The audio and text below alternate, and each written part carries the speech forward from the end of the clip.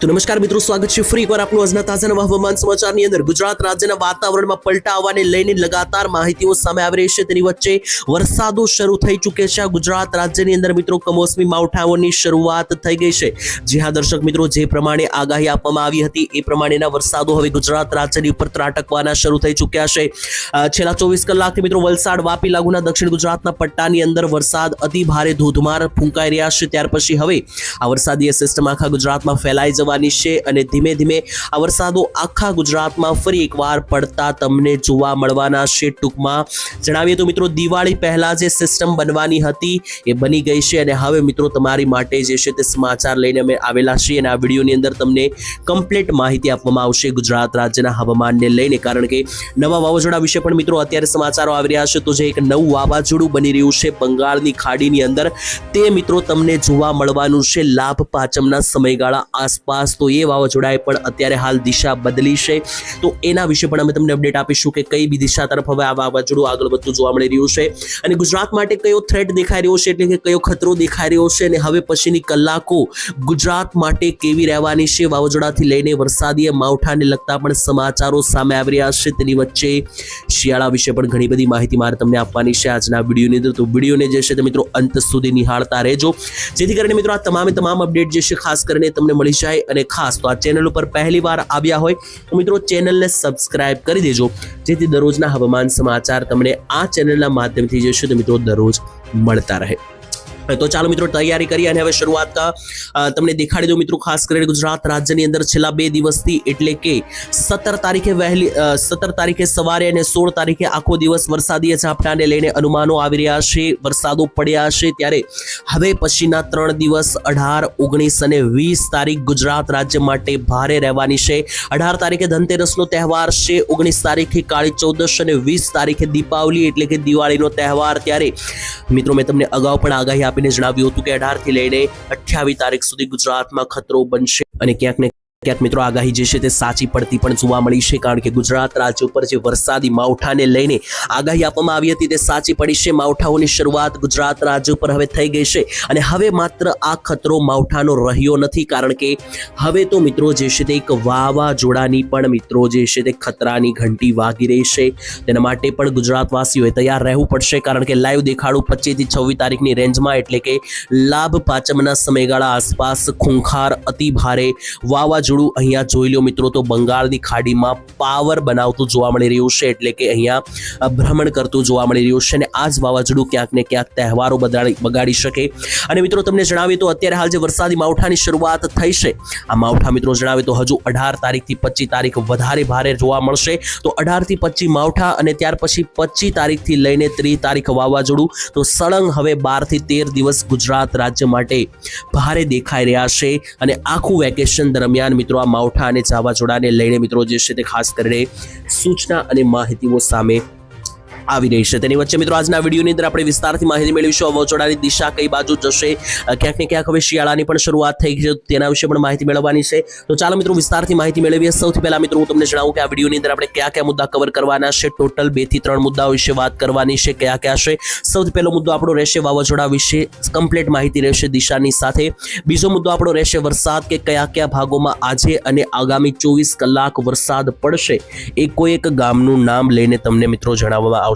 અને ત્રીજા નંબર પર જનરલ માહિતી આપીશું કે હવે આગામી 10 દિવસનું હવામાન ગુજરાતનું કેવું રહેશે।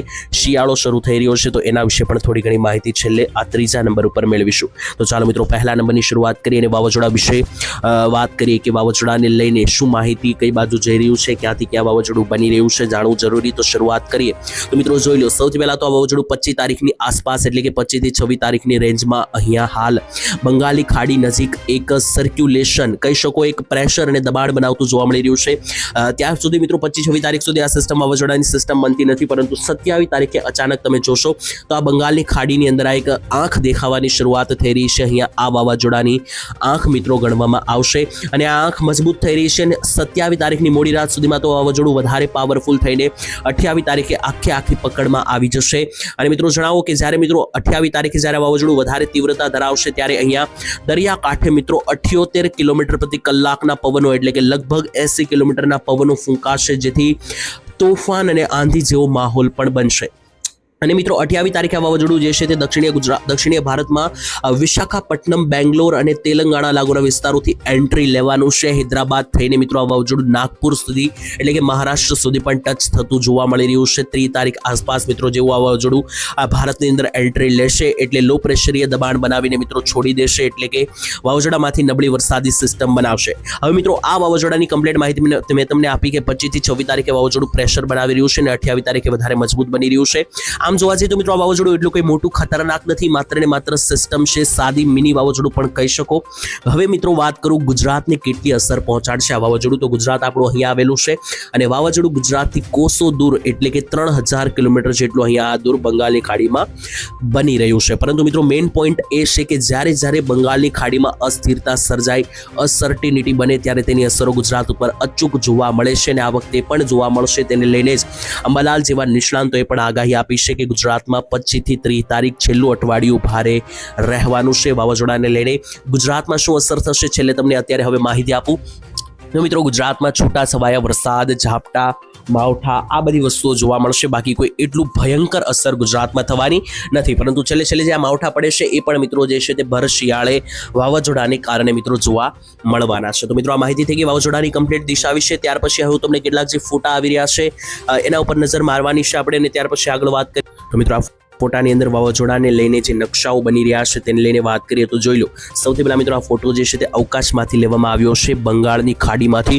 અને અહીંયા મિત્રો તમે જુઓ તો બંગાળની ખાડી જે આખો બંગાળની ખાડીનો પટ્ટો છે, અને માત્ર બંગાળની ખાડી નહીં મિત્રો આખો પટ્ટો જોઈ લો. આ બંને સર્કલમાં વાત કરીએ તો વધારે વાદળો અહીંયા આ બંગાળની ખાડી ઉપર છે. આ બાજુ આ અરબ સાગર છે, અરબ સાગર અને બંગાળની ખાડી આખો આ જે દક્ષિણીય પટ્ટો છે આ વાદળોથી ભરપૂર બનેલો છે, અને જે આ વ્હાઇટ ભાગો છે તે અતિ ભારે વરસાદી સિસ્ટમ છે. હવે મિત્રો આ કાફલો જે છે તે આ વાદળોનો કાફલો જે છે તે ધીમે ઉપર તરફ આગળ વધશે, એટલે કે મિત્રો આ રીતે ઉપર તરફ જેવો આગળ વધશે તો ઉપર અહીંયા આપણું આ ગુજરાત આવેલું છે અને ગુજરાત સુધી દબાણ બનાવી શકે. અને અહીંયા મિત્રો જુઓ તો આ વિસ્તારથી માહિતી મળી રહી છે. ખાસ તો મિત્રો 850 HP ભેજ લેવલ ઉપર અહીંયા જોવા મળ્યું. વચ્ચે આપણું અહીંયા ગુજરાત રહેલું છે, બ્રેક સર્કલ છે ત્યાં. અને મિત્રો આ જે એરો મારેલા છે એરો મિત્રો પવનની દિશાઓ દર્શાવે છે. તો મિત્રો તમે જુઓ કે ગુજરાત ઉપરથી એક ભારે પવનની લહેરખી પસાર થવાની છે હવે આવનારી કલાકોમાં, જેથી ગુજરાતમાં હવે શિયાળાને લઈને પણ તમને ઠંડા પવનો ફૂંકાતા 20 તારીખ આસપાસ જોવા મળશે. ત્યાર પછી મિત્રો આ એક નકશો જોવો તો ગુજરાતમાંથી તો ચોમાસાની વિદાય થઈ ગઈ છે. છેલ્લી 10 તારીખે ગુજરાતમાંથી ચોમાસાની વિદાય થઈ હતી. ત્યાર પછી મિત્રો અત્યારે તમને એક માહિતી મારે કામની આપવાની છે. તો અત્યારે તમે જુઓ તો ગુજરાતમાંથી તો થઈ ગઈ વિદાય, પરંતુ ચોમાસાની વિદાય ભારતમાંથી પણ થઈ ગઈ છે. છેલ્લો વરસાદ 16 તારીખે નોંધાણો ભારતમાં. હવે આખા ભારતમાંથી ચોમાસાની વિદાય થઈ ગઈ છે. તો મિત્રો આ દરેક ફોટા વિશે આપણે માહિતી મેળવી. તેની સાથે અંબાલાલ પટેલ જેવા નિષ્ણાંતોની શું આગાહી છે તેના વિશે પણ વાત કરીએ તો અંબાલાલે મિત્રો આગાહી કરીને જણાવ્યું છે કે ગુજરાત રાજ્યની અંદર 18 થી લઈને 30 તારીખ વચ્ચે માવઠા અને વાવાઝોડાની આગાહી અંબાલાલે આપેલી છે. અને ક્યાંક ને ક્યાંક મિત્રો એમની આગાહી અહીંયા સાચી પડતી પણ જોવા મળી રહી છે, કારણ કે મેં તમને જે વાવાઝોડાની સિસ્ટમ દેખાડી તે જોતા લાગી રહ્યું છે કે વાવાઝોડું બંગાળની ખાડીમાં બની રહ્યું છે. તો ક્યાંક ને ક્યાંક અંબાલાલે આપેલી આગાહી જે છે તે મિત્રો સાચી પણ પડી શકે. ત્યાર પછી મિત્રો હવે વરસાદ વિશે માહિતી મેળવી કે ગુજરાત રાજ્યના આજે કયા ભાગોમાં ઝાપટા અથવા તો વરસાદો જોવા મળી શકે. તો વાદળોને આધારે માહિતી મેળવીએ તો જોઈ લો મિત્રો આખો આ મધ્ય ગુજરાતનો પટ્ટો છે, અને મધ્ય ગુજરાતની અંદર કયા ભાગોમાં ઝાપટા અને માવઠાની લઈને સિસ્ટમો બની રહી છે. જે પણ ભાગોમાં વાદળ હોય એ ભાગોમાં ઝાપટા પડી શકે. ગઈકાલે મિત્રો તમને ના ખ્યાલ હોય તો જણાવી તો વલસાડ લાગુના વિસ્તારોથી માંડીને ઘણા બધા વિસ્તારોમાં ગઈકાલે ઝાપટા પડ્યા છે. વલસાડ વાપીની અંદર સારો એવો ધોધમાર વરસાદ પડ્યો છે. અને હવે આજે જુઓ તો મધ્ય ગુજરાતના દાહોદ, ગોધરા, લુણાવાડા, કપડવંજ, નડિયાદ, ધોળકા આ બધા વિસ્તારોમાં અને છોટાઉદેપુર લાગુના પટ્ટાની અંદર વાદળો છે, જેથી આ ભાગોમાં ઝાપટા પડી શકે. ઉત્તર ગુજરાતની માહિતી આપું તો ઉત્તર ગુજરાતમાં પાટણ જિલ્લામાં કોઈ મોટું વરસાદની આગાહી નથી, પરંતુ મહેસાણા, હિંમતનગર, ખેડબ્રહ્મા, પાલનપુર, આબુ અંબાજી, થરાદ, ધાનેરા પંથક, સુઈગામ આ બધા ભાગોમાં વાદળો દેખાઈ રહ્યા છે, જેથી આ ભાગોમાં છૂટાછવાયા ઝાપટાઓ પડી શકે. કચ્છ જિલ્લાની વાત કરીએ તો કચ્છ જિલ્લાની અંદર આજે કોઈ વાદળ નથી બનેલું, જેથી આ ભાગોમાં કોઈ પણ વરસાદની આગાહી રહેશે નહીં. ત્યાર પછી વાત કરીએ મિત્રો બાકીના સૌરાષ્ટ્ર અને દક્ષિણ ગુજરાત લાગુના એરિયાની તો જોઈ લો સૌરાષ્ટ્રની અંદર નીચેના મિત્રો જે આ ગોંડલ અને જસદણ બાજુનો ભાગ છે તેની સાથે અમરેલી જિલ્લાના બાબરા લાગુના વિસ્તારો છે, તેની સાથે બગસરા, કુંકાવાવ અને આખો જુનાગઢ જિલ્લો મિત્રો રહેલો છે, અને આખો પોરબંદર જિલ્લો આ ભાગોની અંદર વાદળો છે, જેથી આ ભાગોમાં ઝાપટા પડી શકે. બાકીના કોઈ ભાગોમાં સૌરાષ્ટ્રની અંદર વરસાદની આગાહી રહેશે નહીં. દક્ષિણ ગુજરાતની પણ હવે મિત્રો છેલ્લે વાત કરીએ તો દક્ષિણ ગુજરાતની અંદર ગઈકાલે મિત્રો જે ઝાપટા પડ્યા છે તો દક્ષિણીય ભાગોમાં મહારાષ્ટ્ર નજીક સિસ્ટમને કારણે વલસાડ વાપીમાં ઝાપટા પડી શકે, ભરૂચ અને રાજપીપળામાં પણ છૂટાછવાયા વાદળો છે, બાકી સુરત વલસાડમાં કોઈ મોટા, નવસારીમાં હાલ અત્યારે વાદળ નથી, જેથી અત્યારે હાલ માવઠાની આગાહી નથી, પરંતુ 18 તારીખે આગાહી પલટી જવાની છે, કારણ કે 18 તારીખથી એક મોટી સિસ્ટમ મિત્રો બની રહેશે બંગાળની ખાડીની અંદર. મિત્રો હાલ આજના તાજા હવામાન સમાચાર અહીંયા પૂર્ણ થાય છે. હવે મિત્રો જે કંઈ પણ નવી માહિતી આવશે આપણે આવનારા વિડીયોમાં મેળવીશું, કારણ કે અત્યારે હાલ મિત્રો ડગલે ને પગલે વાવાઝોડું પણ દિશા બદલી શકે. તો જ્યારે કોઈ વાવાઝોડું નવી દિશા પકડશે અને કોઈ નવો વળાંક આવશે વાવાઝોડાની દ્રષ્ટિએ તો અમે ચોક્કસ વિડીયો બનાવીને તમને માહિતી આપીશું. તો ચેનલ સાથે સબસ્ક્રાઇબ કરીને જોડાયેલા રહેજો, જેથી દરરોજની માહિતી તમને મળી જાય. તો આજ માટે આટલું જ. રજા આપશો. ધન્યવાદ. જય માતાજી.